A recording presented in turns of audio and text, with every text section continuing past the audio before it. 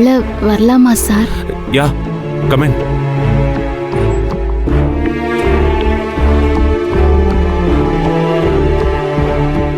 என்ன பார்க்க இங்க வந்திருக்கேன்னா கண்டிப்பா ஏதாவது முக்கியமான விஷயமா தான் இருக்கும். என்ன சொல்லு? சாமிக்கு விளக்கேத்திட்டு போலான்னு வந்தேன்.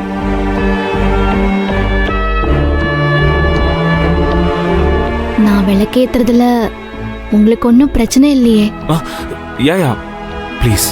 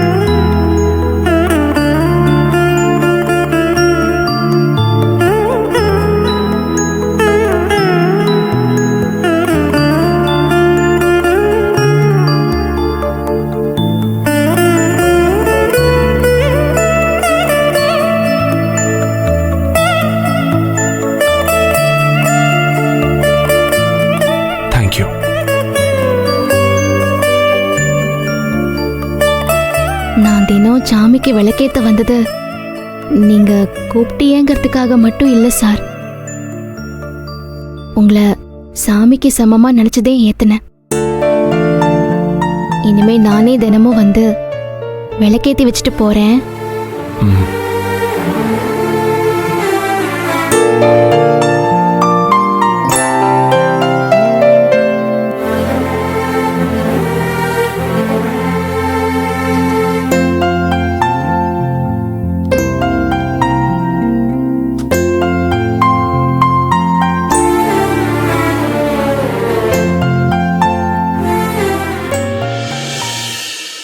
ஏண்டா உனக்கு கொஞ்சமாவது அறிவு இருக்கா? யாரை கேட்டு ஆனந்தி மேல போய் விளக்கேத்த சொல்லியிருக்க?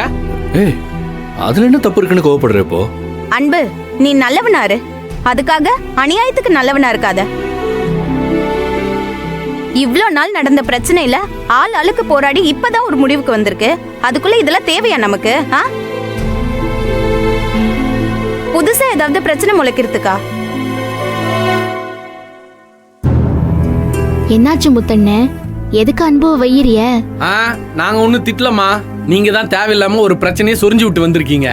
அவன் தான் விளக்கேத்த சொன்னா, நீ முடியாதுன்னு சொல்லாம போய் விளக்கேத்திட்டு வந்திருக்க. அதை வச்சு மகேஷ் சாரோ இல்ல அவங்க அம்மாவோ வந்து மறுபடியும் பிரச்சனை பண்றதுக்கா? அண்ணே, நீங்க எல்லாரும் ஒரு விஷயத்தை தெளிவா புரிஞ்சுக்கணும். நாங்க மகேஷ் சார் மேல கோவத்துல எல்லாம் இல்ல. எப்பவுமே அவரை மனசுல ஒசந்த இடத்துலதே வச்சிருக்கிறோம்.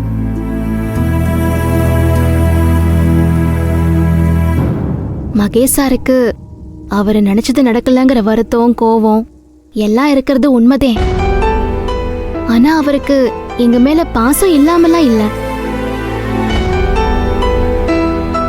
நான் முத வேலைக்கு வந்தப்போ எந்த மகேஷ் சாரை பார்த்தனோ அந்த மகேஷ் சாரை இப்ப பார்த்தேன். இனிமே நான் எதுக்காக அவருக்கு பயந்து ஓரமா ஒதுங்கி நிக்கணும்? அதே அன்பு விளக்கேத்த சொன்னதும் நான் விளக்கேத்த போனேன். அப்போ அவர் பழசெல்லாம் மறந்துட்டாருன்னு சொல்றியா? மறக்க முயற்சி பண்றாரு. அத நான் மதிக்கணும்னு சொல்றேன். எனக்கு நம்பிக்கை இல்ல. நீங்க ரெண்டு பேருமே அவர்கிட்ட கொஞ்சம் டிஸ்டன்ஸ் மெயின்டைன் பண்றது தான் நல்லதுன்னு எனக்கு தோணுது. முத்தண்ணே, ஒருத்தவங்க நல்லது நடக்கும்னு நம்புனா அத குறை சொல்லாம இருனே. மகேஷ் சார் மனசு மாறாம தான் எல்லார்கிட்டயும் வந்து மன்னிப்பு கேட்டாரா? மனசு மாறாம தான் எல்லாருக்கும் வந்து இன்கிரிமெண்ட்ல கொடுத்தாரா? அவர் பக்கம் நடந்ததெல்லாம் மறந்துட்டு எல்லாரும் ஒன்னா இருக்கணும்னு மகேஷ் சாரே நினைக்கும் போது மகேஷ் சார் டேபிள்ல விளக்கேத்துனா மகேஷ் சார் மனசும் சந்தோஷப்படும்னு அன்பண்ணனும் ஆனந்தியும் நினைக்கிறாங்க. அதுல என்னனே தப்பு இருக்கு, விடுனே. அன்பனே, முத்தண்ணனுக்கு வர பயம் கூட இனிமே இங்க யாருக்கும் வரக்கூடாதுன்னா அதுக்கு ஒரு வழி இருக்கு. அத பண்ணிட்டா கடைசி வரைக்கும் எல்லாரும் ஹாப்பியா இருக்கலாம். அப்படி என்ன வழி சொல்லு பார்க்கலாம். ஆனந்தியும் நீயும் கல்யாணம் பண்ணிக்கிட்டா எல்லா பிரச்சனையும் சால்வ். ஏய் சவுசு, இன்னைக்கு தாண்டி நீ புத்திசாலித்தனமா பேசியிருக்க. எங்களுக்கு மூளைன்னு ஒண்ணு 3/4 கிலோ இருக்குல்ல, அதையே எப்பயா யூஸ் பண்ணுவோம்ல. சரி சரி, பேசுனதெல்லாம் போதும், போய் வேலையை பாரு. வா.